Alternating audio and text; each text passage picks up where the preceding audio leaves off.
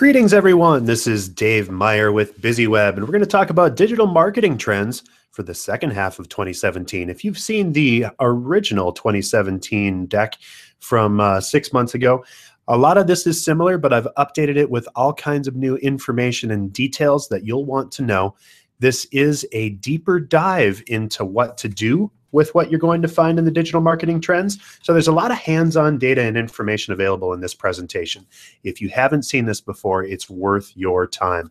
All right, so before we connect up and before we do much more, I want to reach you and tell you how you can reach me. So if you have questions during this event, there are two ways that you can do that. You can either send a note to me at dave@busyweb.com. That's also a great way to request the PowerPoint slides from today. Again, there's a lot of trends, a lot of tips and tricks on how to use what's coming up in digital marketing to your advantage. So you're probably going to want to email me for this one. Just send me a note and I'll send you a quick download for the presentation files. And if you have questions along with that, that's a great way to do it. You can also reach us at any time at 612-4BUSY-O, 424-9990. And if you'd like to ask questions live during the event, here is how to do so. All right, so if you're watching the event today via the embedded video, I have an even better way that you can do that. If you click on this link that I'm highlighting right here, YouTube Live and the Q&A tool, if you simply click right here, it's going to open up a new window, or it'll go into the same window. And I'm actually going to pause this so that it doesn't give me echo. But you'll notice in the right-hand corner that it says live chat underneath that video. So if you have questions about a tip or a trick that I'm sharing today, if you want to ask for more detail or more specifics, you think that somebody's interested or that could handle this, let me know via this tool. And you can ask a question or leave a comment here. You simply click that. I'll see it because I'll be clicking back and forth as we go, and that's how to keep up with us. So again, if you have questions during today's event, the best way to do that is going to be to go into that YouTube page that's in the link right underneath here that I'm highlighting, and where it says YouTube channel. And then when you click on that, you can ask a question via this live chat window. All right, so let me get into some details because we've got a lot to go through today. First, BusyWeb. Who the heck are we? What the heck do we do? Well, BusyWeb is a digital marketing agency. We're located in Minneapolis, Minnesota. Our team of 16 folks has been doing this since 1999, so that's 18 years. And we focus on all kinds of facets of digital marketing, including first and foremost web design, but also everything that you need to make your business work. We do advertising, we do search engine optimization, or the art of getting you ranking on Google. We do email marketing, inbound marketing, content writing and delivery, and of course, advertising. So if you need any help with anything that I'm about to talk with you through today, would love to have you chat with us. And again, you can just reach us via either the chat or send me a note at dave@busyweb.com. All right, so let's get down to business. There's a lot to go through here, so I'm going to talk pretty fast, but I am going to be clicking back and forth to see what your questions might be. So if you have a specific question or a specific technology that you'd like me to talk about today, I can give it a little bit more emphasis as I go. So if you have something that's been vexing you, Snapchat, Instagram, different stories, the ways to use new art, new marketing and advertising, Google's brand new blog post or posts tool inside of search results, go ahead and shoot me a note on that so that I know to give you more attention on that one. First, digital marketing is the application of technology, devices, platforms, channels, and practices to connect audiences. Any of these audiences could be your current customers, your members, your prospects, or just people that you're hoping to engage with in your business. We know that not everyone is doing all of the things that we're going to talk through today, but don't be shy and don't be afraid to try some of these things, because some of these are going to turn into the way that you're going to do business. We don't know for sure which ones. I do know for sure that YouTube just announced that they've passed 2 billion with a B users every month. So they are still growing like crazy. They've taken advantage of all of the big marketing and the big push. And as a matter of fact, at the beginning of 2017, they were just over 1.5 billion. So it's been growing still very, very quickly. So at the end of the day, technology is changing the behavior of consumers, and digital marketing is the answer for businesses trying to reach your customers where they live. So what digital tools have already done for businesses is well known. The access platforms and channels has allowed small businesses to take more control than ever over their marketing and to reach the audiences that they need to drive their business. This has also allowed businesses to effectively manage their marketing efforts in ways that won't break the bank. Take Hope Hummus, for example. They're a hummus manufacturer in Colorado, and they sell through distributors like grocery stores and markets. They're easily able to manage their brand through website and email communications. They make excellent use of social media, posting inspiring videos that share their brand personality, as well as recipes for how to enjoy their hummus.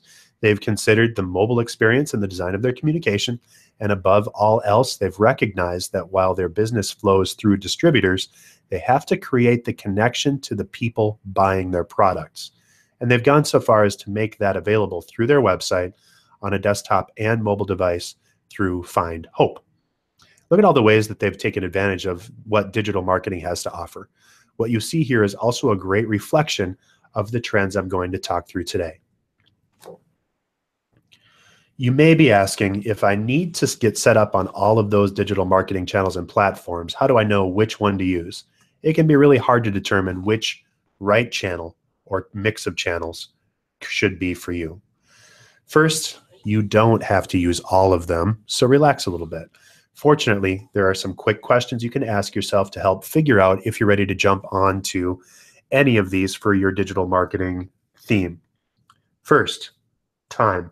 How much time can you devote to the tactic or channel, such as a social network, Facebook, Snapchat, email marketing, your website, whatever? You may not need to hire a new staff member to manage your use of Facebook, but can you devote enough time to make it worthwhile? Resources. Maybe you do need someone in your business to focus on a new tactic or channel you're considering. Maybe you need to hire a company like BusyWeb to handle all of your marketing for you. Do you have that resource? Can you add it? Is it a worthwhile investment for your business? Will your team know how to get the most out of the channel? If the answer is no, you're going to need to find training or find someone that does have the skill for the tool that you want to use. And finally, do you know where your audience is spending their time? That's probably the biggest question. If you think that people might be on a social network, that's great.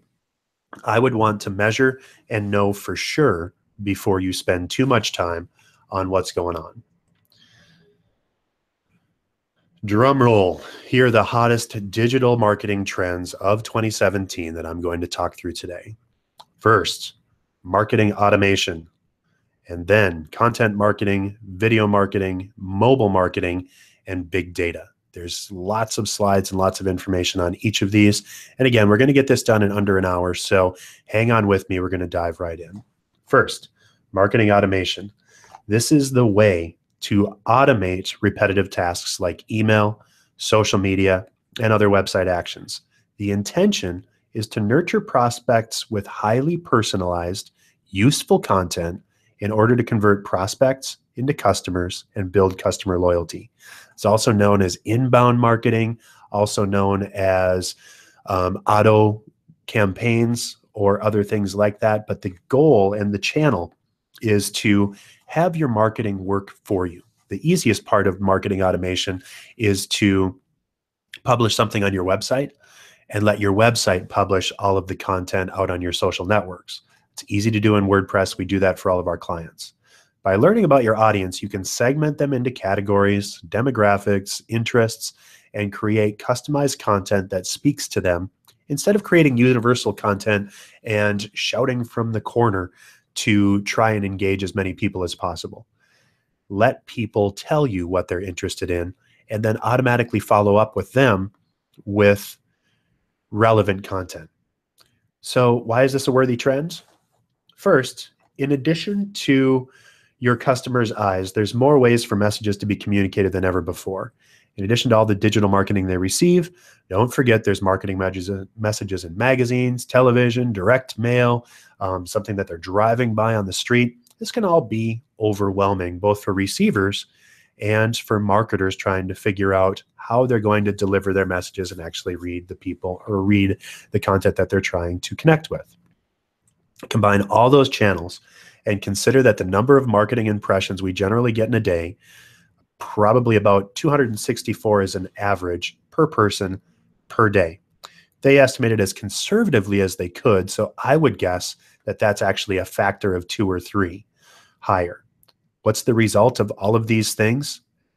Lots and lots of noise. So approximately 264 impressions per person per day gets pretty overwhelming, but anything that helps cut through that noise will be incredibly valuable both to consumers and their businesses. 40% of customers will buy more from a business that seeks to personalize their experience, and over half are more likely to shop when the experience is more personalized. People want to do business with people that think like them, that interact with them, and that customize for them. Consider 3 out of 4 consumers are willing to share their information if they believe they'll have a better experience by doing that. So let's get started on what we need to do in order to make that happen, and that is segmentation. A critical component of marketing automation is targeting and segmenting. These are marketing terms that reflect what makes your customers, clients, or volunteers unique, and then creating marketing touch points that reflect their uniqueness. It's dividing people into groups based on information like interests and demographics. Demographics meaning age, location, hobbies, interests, everything that people might be able to be codified into. So you might have butterfly collectors, you might have women under 30, you might have single parents, you might have working executives, you might have whatever, right? So there's all kinds of different segments. What your goal is to figure out who the people are that are most likely to do business with you, and then figure out how to connect with all of them. Marketing automation can apply from everything to your website, to contact management, to email marketing. Let's take marketing as an example. Does it seem more effective to send out one email message to everyone on your list and hope some of those people like it? Or to send a couple of different emails slightly tweaked for each of your market segments, knowing that the majority will like that? I'm guessing the second option, and that you realize that hope really isn't a strategy. Email is one of the easiest ways to automate your marketing. Targeting and segmenting to create personalized automated messages doesn't have to be difficult. Let me show you what I mean. Take these 2 automated welcome emails from Loveland Youth Gardeners nonprofit. These emails are almost exactly the same, except a small tweak to match the given audience. One is targeted to people who have donated or sponsored the organization, and the other is targeted to those who have registered to volunteer. You can take your targeting to any level on the spectrum. If you want to make it even more personalized than this, the point is you can hop on the automation trend without going overboard. Some is better than none. Email is an easy place to start, and it's also more important than ever for digital marketing. For more information on how all of this stuff works, by the way, I did a seminar yesterday on how to get involved or how to get started with email marketing. So if you want to check that out, just go back to busyweb.com/events to our event calendar, click on yesterday's event, and it'll give you everything that you need to know about how to get started using our favorite tool, Constant Contact. Don't know enough about your audience to segment? Well, ask them. Sending surveys is a great way to hear it straight from the horse's mouth. There's also services like Tower Data, or we have some tools that we use, like a tool called Big Data, that'll help you to scan your list and pull available information about your audience. Here's a short list of the kinds of information you can start collecting for individuals or members of your markets. To help you with your marketing efforts, here are a few things that information will help you with. First, build your lists and segment them. And then connect up and review your contact lists. Do you know enough about your customers or members and their interests and tendencies to start tagging and segmenting your large lists into a list of smaller lists? If not, start asking questions. A survey is a simple place to start and get that information and start segmenting. Then find places in your marketing efforts where you could automate your efforts with that segmentation in mind.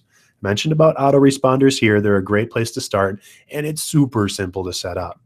Finally, think about creating some special events or offers for different segments of your audiences.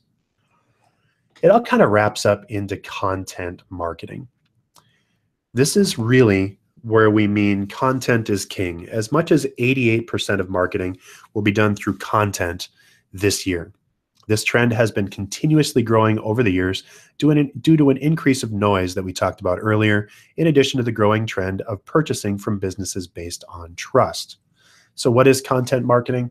Well, it's the definition, meaning content is a strategic marketing approach focused on creating and distributing valuable, relevant, and consistent content to attract and retain a clearly defined audience and ultimately to drive profitable customer action. It's no longer considered novel for an organization to have a blog or to send beautiful emails about deals and sales. That's just table stakes now. The goal is to content heavily, connect with your clients, give them enough to interact with you, to get to know you, and to form a conversation with you. Content marketing is more about is more important when you look at these statistics. 72% of marketers worldwide say that relevant content is the most effective SEO tactic. Search engines comb the internet for keywords to determine search relevance, but search engine algorithms are changing, as they always do. With the enormous amount of information being added to the internet every second, search engine giants like Google will keep on updating their algorithm to decide which content should get priority and rank higher in search engine result pages.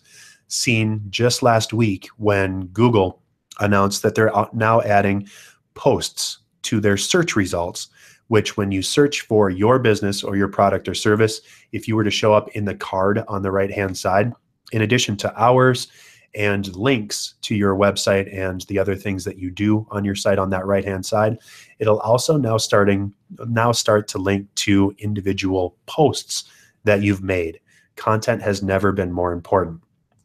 As well, 82% of consumers feel more positive about a company after seeing custom content that's relevant to their interests. Now, this isn't just posting out custom weird things. It's not doing fancy glitzy advertising or videos. It's things that are relevant to your customer. So building backwards from a defined personality type of your customers, a marketing persona, and building content for them is incredibly engaging. The more that you can tell people what they need to know when they're ready to work with you, the better off and the more ready they will be once they are ready to do so. So, traditional content's published on a blog, which absolutely has its place in content marketing, and the new trend in content publishing is, of course, social media. The first thing to note about some social platforms is they predominantly attract younger users. The majority of Snapchat users are under 34, for example, so it only makes sense to use them if your target audience lies within that demographic. If they do, then think about how much you can leverage the intimate nature of these platforms to offer your true fans content that will deepen your relationship with them. You can try AMAs or Ask Me Anything, behind the scenes snippets, employee introductions, quick tips, little live videos on Facebook or Instagram, and maybe coupons and giveaways. The key is to discern which of these options are worth investing your time and money into. How will you decide what you need to connect with? And that should be by answering the questions that you should already be asking. First, who is my target audience? Next, what do they care about? And finally, where can we excel? So let's dig a little bit deeper into those three big questions. First, let's start with your target audience. If you're going to create content that resonates, you need a clear picture of who you're trying to reach. Any decisions you make on your strategy stem from having a deep understanding of your audience. Let me give you an example of what I mean. Let's say you needed to explain quantum physics to your mom, your wife or husband, or a child. You can see how your approach is going to be a bit different or even vastly different for each of these people. Their level of knowledge is different, their point of reference is different, and the way they process information is likely different as well. Now, this might be a somewhat outlandish example, but I'm trying to make a point. The bottom line is if you don't know who you're trying to communicate with, it's impossible to know what kind of content they want. And this is really step one. Everything builds from knowing who you're trying to reach and what they expect. I see a ton of businesses that get this completely backwards. They talk about how many years they've been in business, what they do, what they try to connect with. They post about their puppies and their kittens and all of the stuff that they do. Your clients don't care except for what you can do for them. I say this all the time in the talks that I give live. If I sell drill bits, what do I really sell? I sell holes. You need to figure out the hole that you fill for your client and write about that. That's what you need to do. And it's been said, by the way, that you can't really understand a topic until you can explain it across all three of these, right? Unless you can talk to grandma, your spouse, and a kid, you don't really know the topic. So if you can explain it to three different sectors of your clients and have them all understand because you're talking in their voice, you're on your way to having engaging content. Next, what do they care about? Once you know who you're trying to reach, the next step is to uncover pain points for that audience. A key thing to keep in mind is that most people are unclear as to what the solutions to their problems are, but they're also very aware of their problems that they do have. Let's say, for an example, you offer SEO services like BusyWeb.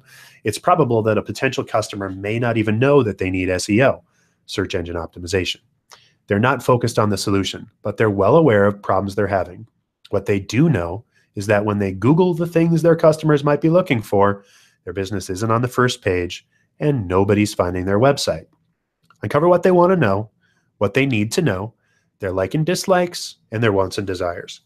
Also keep in mind that understanding challenges for your customers and potential customers also shows up throughout each step of the buying cycle and are more often related to things that make us people than they are related to your product or service. You need to know what your audience cares about. This way you can understand how to best gain their attention and help them. In doing so, you become a trusted resource, and when they're ready to buy, you become the person they choose. One of the more important pieces of your content strategy from a business standpoint is understanding your opportunities and your limitations. In addition to getting to know your audience and where they play online, as well as developing a sense for what kind of content they're hungry for, you need to determine where you want to focus your energy to provide your content. Of course, part of knowing your audience means understanding where they spend their time. It's also helpful to do a little research on your competitors to see where they're most active. But before you jump in a new platform or a bunch of new platforms based on that information, consider your ability to excel in each environment. Think about things like your experience and knowledge with that tool. If you've never logged into Snapchat, you are in for a world of confusion. It's not the same as anything else on the web. You probably don't want to build an entire content strategy around Snapchat unless you've had a chance to get familiar with it. You don't have to be an expert, but you do need to be realistic about what you will and will not keep up with in the long term. The manpower it takes to keep everything up and running, part of your content marketing strategy will be the length of your posts and the quality. For example, an ebook on LinkedIn requires more forethought than a 3-minute live stream at a networking event via Facebook Live. The amount of time that you need to dedicate to it includes some platforms that are more fast-paced than others and require frequent posts. So it's something to consider whether you're thinking about taking on Twitter versus Facebook versus LinkedIn. You kind of need to be always on the more sharing kind of content. Now that you understand who your audience is, what kind of information they care about, and where you want to promote your content, you might be wondering what are options for types of content anyway. Here are a few examples of different types of content formats based on positive ratings with consumers. Although blog posts are still highly esteemed in the online community, there are plenty of other formats as well. If you're promoting content on social media, be aware that content marketing is changing form. Longer posts seem to be on the rise this year, so don't be afraid to use social media and other digital platforms to share lengthier content. This is across the board. We're seeing Facebook posts being much lengthier. We're seeing tweets where you can add much more text and actually subtweet into yourself and do basically unlimited content. It's a lot bigger than we used to be, and people want to kind of immerse themselves in the experience of your brand. So don't be shy, and also don't cheap out by just providing little snippets.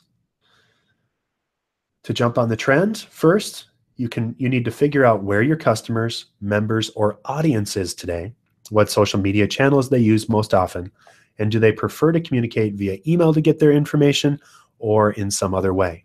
Let me give you a small hint.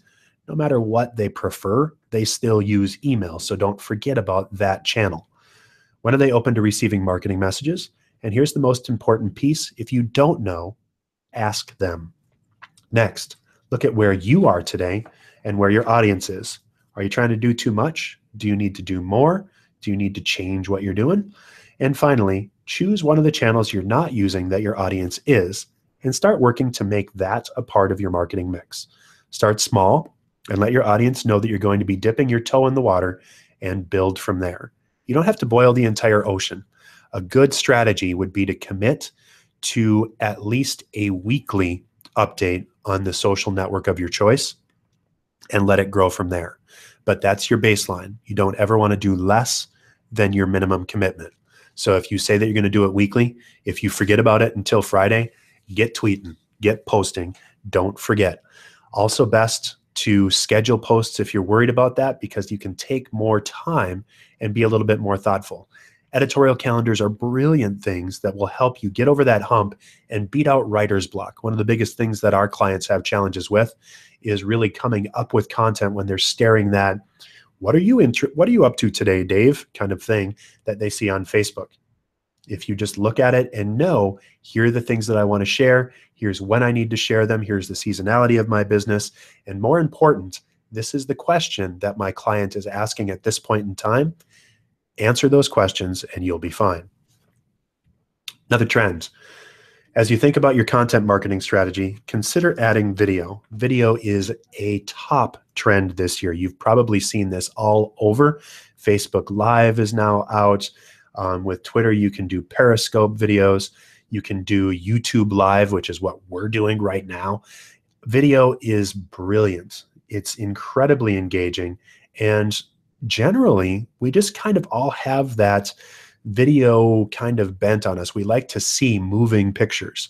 You know, if you're considering a half step, maybe do some animated GIFs. And yes, I'm saying GIFs, not GIFs, but make sure that you're getting a little bit more movement in your posts to get some additional client or to get some additional content. And videos don't necessarily have to add value in order to go viral. So 74% of all traffic in 2017 on the internet is in video. I'm including Netflix and YouTube here, but basically, if you haven't seen videos all over your stream, you haven't been paying attention, because that's what we're doing. We all have brilliant cameras in our pockets. So think about how you can use video. Maybe start with a YouTube Live, maybe a Instagram Live or a Snapchat story. See how that stuff goes. You can do it via Twitter. You can do it via LinkedIn, for goodness sakes. You can do all of this. The key is, if you want to stand out, video is a great way to do that. If you're going to send out a note using or with video, using the word video in your email will encourage 19% more opens, 65% more website visitors, and 26% fewer unsubscribes. So if you've got a video in your email newsletter, make sure that you focus on that you offer them a quick link to it, and then just say video inside of the subject line so that people know what they're getting into. If you use a tool like YouTube, it'll tell people how much video they're in for. You don't want to post a 15-minute video. You want to keep it under 90 seconds usually. Even better, 30 to 45 seconds for an email, because people don't have a lot of time to commit when they're browsing through several hundred messages at a time. Video is platform specific. So keep in mind that, production quality aside, The effectiveness of your videos very much depends on the network that you're sending it to. For example, evergreen content like this works well on YouTube due to how users search and discover videos. YouTube is the #2 search engine in the world, under only Google. It collects more search traffic every day than Bing, Yahoo, Yelp, and all the others combined. Facebook and Twitter work well due to the social media content. Twitter says that videos and photos get the most retweets. Short form attention grabbing videos are more suited to platforms like Instagram and Snapchat. And remember where your target audience spends most of their time, and consider creating videos that match that platform rather than creating multiple types of videos and trying to cover every platform. There's 2 platforms in particular that are trending this year, and that's really Instagram and Snapchat, just kind of capitalizing on things. So as you click on this, of course, Facebook Live has put a ton of emphasis on live videos. You can shoot live videos, and that's when you're going to have your most interaction, is when it's actually live. But a live video, even if in its archived form, as soon as you're done being live, it goes into was live. You'll see a ton more traffic in both connections. Doesn't require scripting or editing. It builds authenticity for your brand, and it really increases visibility. If you want to get seen, having a YouTube or a Facebook Live video in your Facebook page feed is a great way to stand out. EdgeRank on average for Facebook pages is now less than 2%. Videos is more like 40%. So if you want to really get back to the good old days of being able to use Facebook for advertising and marketing, Facebook Live videos is a fantastic way to do that. As well, with over 100 million daily active users and 400 million snaps a day, Snapchat is one of the fastest growing networks. As you might already assume, 71% of Snapchat's US users fall into the 18 to 34-year-old range. It has a variety of features, including 10-second videos and photo sharing, short stories that are viewable for 24 hours, and mobile messenger with live video streaming, similar to Apple's FaceTime, and more. How to use Snapchat for your business? Here's ideas. Maybe provide access to live events, offer contests, perks, or promotions, or just kind of take people behind the scenes and share your story. Authenticity is a visual trend in 2017, so anything that can help you humanize your brand to your audience is a definite bonus. So what to do today? First, include a video maybe in your email. Make it your own or give credit to somebody else if you use it. What video platform does your audience spend the most time on? Determine which will have the biggest impact, and then make videos that match. And then develop a strategy based on your platform. Should your videos be short or a little bit short, time sensitive? How frequently should you share? I'm going to skip back for a second, make sure that we don't have any questions. Again, if you do have specific questions about our event today, you can simply go from the Hangout window on this page. And instead of watching in this video page, click on the link right underneath where it says YouTube Live and the Q&A tool. That'll take you to this page. And then you can ask us questions or leave comments here. What are you using? I want to know what you're doing, how things are working. Give me some details on what's working for you, because I would love to know more. And specifically, this is your time. So if you have a question about any of the networks or any of the tactics that I'm offering, make sure to ask those here. All right, back in business. Let's talk about mobile marketing. Mobile is huge still, huge as the Don would say. So what do you need to do and what do you need to know inside of mobile marketing? Well, first, you need to think about what the strategy and structure is of the content that you're sharing. Mobile responsive, if you're paying attention at all in marketing, is one of the watchwords of 2016 and 2017, and it's going to continue that direction. Things like Pokemon Go have been very interesting and have really helped to save Nintendo for sure. But even though it's not necessarily a Nintendo tool or company, it's kind of leveraged all of the stuff that's come in. Pokemon is enabled as a brand. And the weird thing about tools like or apps like Pokemon Go, and something to focus on that's just recently become very massive is augmented reality. Apple announced 2 weeks ago now their AR kit for iOS 11. iOS 11 hasn't come out yet. It has a developer beta that's out for people to try. But inside of iOS 11 is AR kit. You're already seeing a bunch of things out there where you can use your phone camera as a measurement device. All you need to do is hold your phone up, and through an app, you can measure dimensions in a room, see how far things are away, or even play augmented games. So on a tabletop, you could be playing chess and you could watch the players battle it out on your table. You could do this once you get the hang of it. ARKit is actually going to make it much easier for people to get a hold of this, and a lot of folks are already developing some interesting things in the 2 weeks that it's taken for people to catch up and to start goofing around with it. By this time next year, you're going to see an entire augmented reality kind of coming to fruition inside of the mobile space. So you're going to be able to interact and walk by storefronts and see people model clothes that are hanging in the storefront. You're going to be able to interact and connect with businesses and see what it's like behind the scenes, and maybe even get a introduction from the president or CEO just by hovering your computer or hovering your phone over a magazine article or over a tweet that comes up. So you can press in and you can see what things are. So if you have a physical, tangible product or service, AR, augmented reality, is going to be a really interesting thing to watch in the coming months, especially now with ARKit inside of Apple. And I know that people have been doing augmented reality for a long time. For a couple of years now, I've been talking about the fact that for Audi mechanics, those techs can hold up their phone to the engine bay of a given Audi, and they can see how to do specific things. This is going to be much, much more prominent now that iOS has taken that on, as well as 3D and virtual reality, because now there's virtual mobile kits for the largest and most profitable OS in the market. Android is very splintered. There's all kinds of stuff going on with it.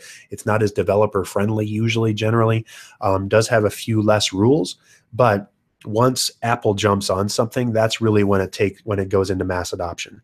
So you can watch that as a good bellwether for where things are getting interesting. There's a lot of data that points us that mobile is taking on a lot more use in our world.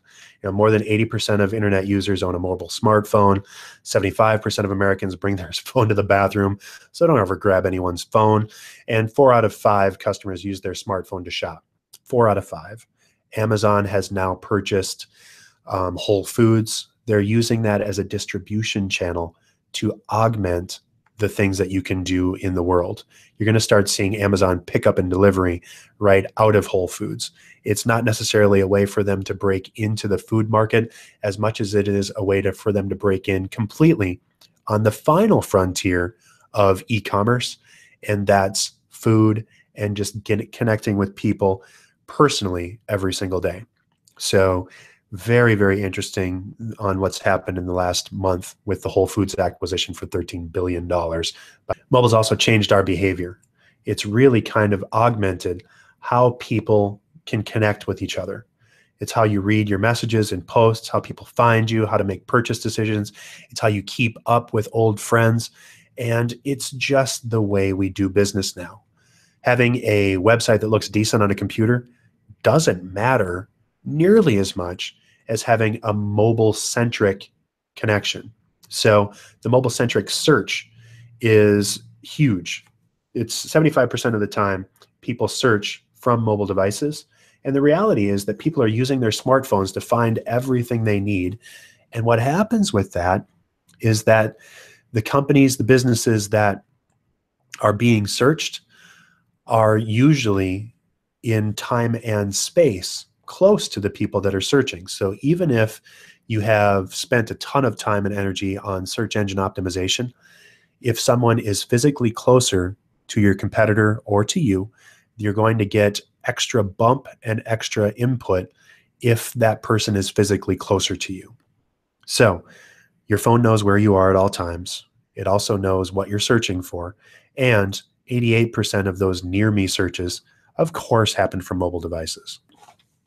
The key to being successful in mobile searches is to first identify the mobile themes for your industry. So just start Googling around, start searching on mobile devices, be exhaustive in the keywords that you use, and create ads and content that match the themes that people are searching for. You have to think about it as even more immediate than ever before. People, when they have their phone in their hand, aren't usually in deep research mode. They're in, oh yeah, I just heard about that from my friend, and so I should probably Google it mode. They might even type in, hey Siri, instead of something else. And when I said that, Siri popped open on my phone just now. Do another example on that. Mobile is completely in our lives with Waze and other apps like Google Maps and all of that. Google, Waze, and Apple Maps all tell you where you parked your car. And so I went to an outdoor themed concert a couple weekends ago. There were 5,000 cars sitting in this one particular lot. And we were so excited that when we got to the show, that we just hopped into the car, hopped onto a shuttle, and hopped out of the car, hopped into a shuttle, and went to the venue. Well, we forgot where our car was. Google Maps, for some reason, had forgotten where I parked. Waze thought I stopped when I got off of the bus, which is not a good thing because it was on the other side of the stadium and about a mile away. And so I wasn't finding anything. So we searched for about 10 minutes for our car. And then finally, out of desperation, I simply said, hey, Siri. And then I popped up and said, where did I park my car? And it turned out that my car was about 600 feet away from where I was. And it showed me with a compass that pointed me in the right direction where my car was. So this mobile thing is huge, and being able to connect with people and to think about how people are using your product or service at the exact point in time that they're ready to use it is incredibly useful. And it's something that every business owner needs to start thinking about.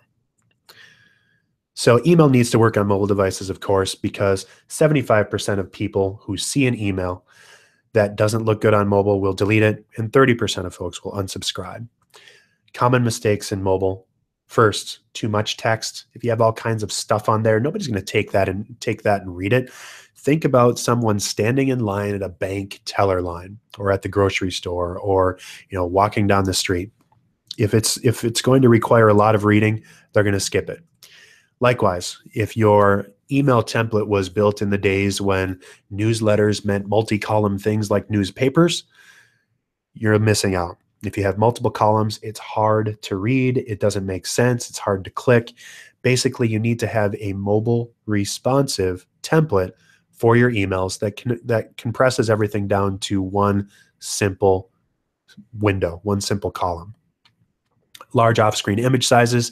If you have huge images in your email, it's just not going to show up well. It's going to take longer to download, and it looks dumb, right? So it's not perfect.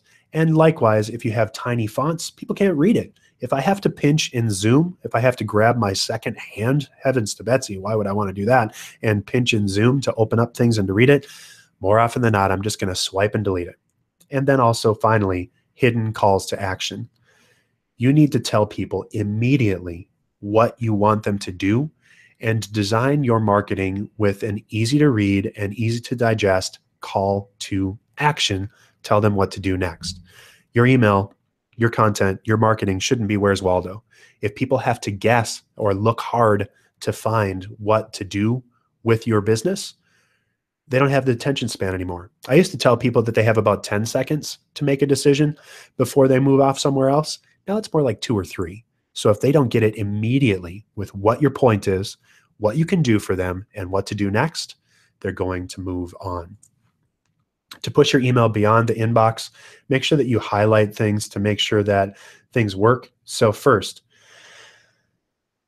there's only 2 ways that you can make your email more visible on social media. Each of these have their own unique benefits. So first, share an email to your profile, which will be viewed by who you're currently following. This is free and easy. If you can nail the content that your audience finds valuable, this is a great way to encourage engagement and word of mouth referrals. Or turn your email into a Facebook ad. Also super easy to do, especially if you're using Constant Contact. I gave my demo yesterday about how to use Constant Contact and get started. It's glaringly obvious. All you need to do is click the button, insert your information, click go, and you're up and running. It's very, very, very simple. How many of you ever seen an ad on social media? How many of you haven't? I'd be astonished if anyone hasn't. How many of you considered or have already purchased an ad on social media? If you have, you're on the way to taking advantage of one of the other big trends in digital marketing for this year, and that's native advertising. So native ads lets people blend their regular content on a given site rather than standing out as a pop-up or banner ad. You can barely tell the difference between a post in your feed versus a sponsored ad, which is why it's a worthy trend in marketing. The key is that you can target exactly who you're trying to reach via those ads. Native ads account for 63% of mobile ad revenue. That's why Zuckerberg's having a very good year. And mobile native ads drive up to 60% more engagement. The key thing is that you need to target your marketing to be relevant, useful, and interesting to the people that you're trying to drive content to. It has to be something that they would click on already, even if it wasn't advertised, in order to be useful. And broadcasting content that people don't care about via ad revenue or advertising is wasted money. Let me dig a little bit deeper on here. Here's some examples on mobile advertising.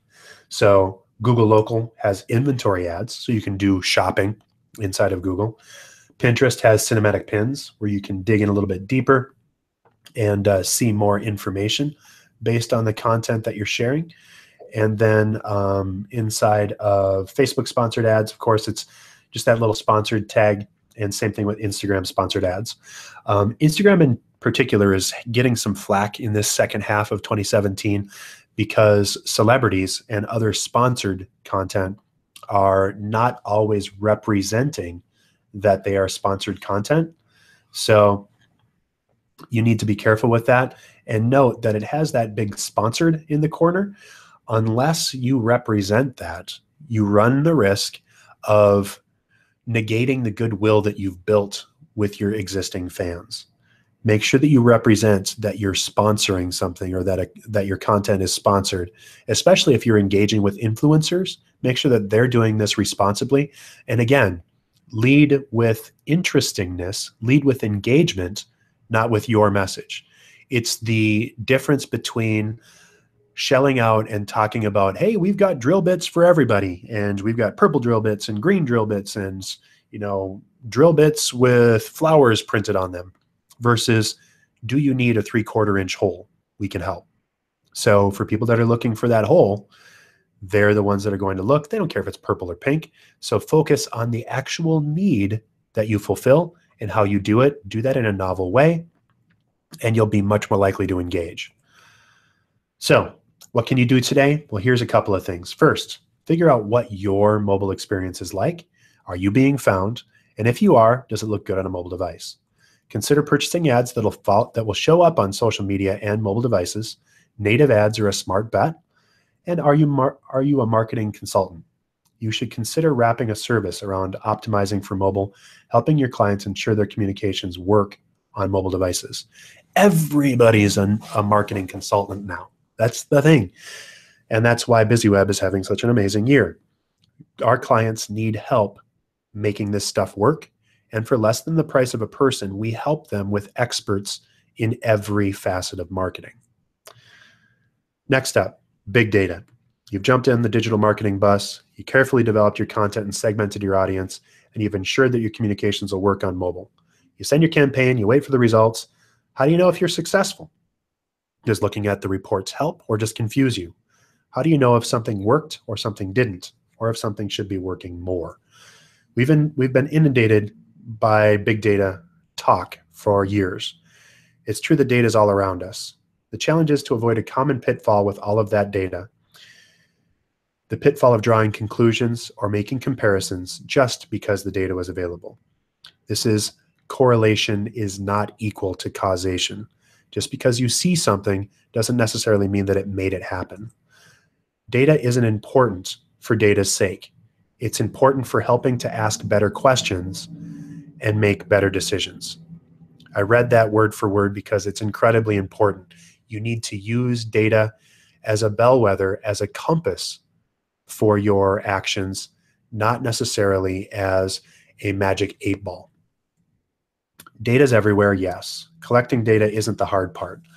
It's being collected all around us. The demographic information that's always being asked for in point-of-sale transactions, event registrations, and digital fingerprints that we leave in our wake, like opens, clicks, views, likes, shares, and comments, are all helpful. The reality is that more digital touch points you have with the prospect, the more you have on them. Some of this data arrives in real time. Websites, email, and social media are all tracking actions like opens, clicks, and links referred to, intersections of known data with recognized behaviors. It's all out there. It can be absolutely overwhelming. So let me help you feel a little better. I want to help you focus a bit on all of that data. Think about what kind of actions you ultimately want your customers or members to take. These are just some of the actions that can be taken, right? But I'm sure you can narrow down the actions you want a customer to take more easily than you can sift through all of the data possible out there. Now let's focus just a little bit more. Why are these actions important? Are they important because you're in the business of getting the most clicks possible or fielding the most phone calls you can? Nope. What you want to do is, drum roll please, generate revenue or donations. That's the point of your business. So with that in mind, you can start thinking about how you're actually going to get more money, not necessarily more likes. So let's talk about this and get a little dirty. First, if you have low opens or low clicks, might want to consider adjusting a few things in your social media posts and or in your email marketing. Make sure that your from name is recognizable, should be from your business, should be from your content, should be from you. Make sure that you've got that set up. Send timely emails, write interesting subject lines. You can see examples of this all over the place. Mashable, BuzzFeed, Boing Boing, all of that have great engaging content. Also, once people open, if you have low clicks, make sure that you have a strong call to action and that you're not over inundating them. Ask them for one thing and make sure that it's available right away. Keep your email short and send targeted messages to exactly the right people. If you're already doing awesome and you have high opens and high clicks, well, keep making it better by finding the best time of day, identify the best keywords to use, and segment your super fans into someone that you're going to do even more business with. Give them something special. Format your links to stand out to get more clicks, offer links to preferred content, and segment, again, those super clickers. 3 tips for using all that data. First, of course, beware of vanity stats like opens or reach. Who cares? What I care about is, are people doing what I want them to do? Are they connecting with me? Are they hopping into my sales funnel? Are they interacting with me? Is my sales increasing? Start small with one specific targeted audience, and then based on what you learn, do more of what works. To jump on that trend, here's easy. Determine what numbers really matter for your business. Additional likes isn't going to help you on Facebook. Additional engagement, additional calls, additional conversions is. Determine the cycles, trends, and baselines that you're measuring, and then figure out what that trend line is and how to improve it. So once you have a good idea of where you're at, then you can figure out where you're going. And based on your numbers, choose 1 or 2 tactics to compare and pursue. You can't do more than one change on any given marketing campaign and be successful. You can't measure 3 different things and improve all of them. So what's the second half of 2017 going to look like for you? Let's quickly recap. First, here's what you need to pay attention to. Marketing automation, targeted messages, engagement. If you're not sure how to segment your marketing, ask your customers. Content marketing. Valuable content drives actions. Answer questions and solve problems for your clients and customers to increase your reach. Video marketing. Videos are not the same on all platforms, and make sure that you use video in email marketing to get that additional pop and to make your marketing stand out. Mobile marketing. Make sure that you check your industry's mobile-centric search. Start searching for yourself and see how you show up, and consider native mobile ads to target people where they are, when they're most likely to connect with you based on who they are. And then big data. Find the information that matters for your business and find numbers that reflect those actions and start improving what matters most to your business. This isn't rocket science. All it is looking at the data that you have, making leveraged and educated decisions based on what you're finding, and then just improving one thing at a time. Again, the big trends, the big data, you of course need to be looking at Snapchat or LinkedIn or Google specific blog searches inside of your search feed. You might want to Google that one because it's really hot and it's brand new right now. But there's all kinds of stuff that you can do. Keep up with companies like BusyWeb. I'm going to tell you how to stay informed with us in a second, but make sure that you're connecting. If you want to learn more, busyweb.com/events. We've got 2 more events coming up tomorrow, and that's the last of our big June push to get your summer off to a rockin' start. So we've had an amazing month. We've had 18 events this month, and I hope some of these have been helpful to you. Go ahead and browse through. All of those are recorded. And again, we have 2 more live ones. Would love for you to subscribe up, network, and connect with us. Don't be shy about asking questions. And again, if you would like the presentation from today, just let me know and I'll tell you how to do that in a second. If you're not already subscribed to BusyWeb's content, make sure to text 22828 with the text BUSY, B-I-Z-Z-Y. Watch out for that B-U-S-Y nonsense because it won't get to us. But go to 22828, text BUSY, B-I-Z-Z-Y. You'll get a quick text message back that says, thank you very much. Please enter your email to get helpful information from BusyWeb, and then we'll keep you in the loop on what's happening. Again, I promised that I would give you this presentation if you send me an email. So send a note to dave@busyweb.com if you'd like today's deck, or if you need help with any of this stuff, give us a call at 612-4BUSY-O. Thank you all very much for your time and attention today. As one final favor, if you liked today's content, please rate us on either Google or Facebook. And if you ask for the content from today's note, I'll send you a quick note and remind you how to do that. But just give us 5 stars if you thought this was helpful and interesting. We're doing these for free because we want to help you grow your business. Thank you all very much for your time and attention today. And remember, at BusyWeb, we help you generate buzz without getting stung.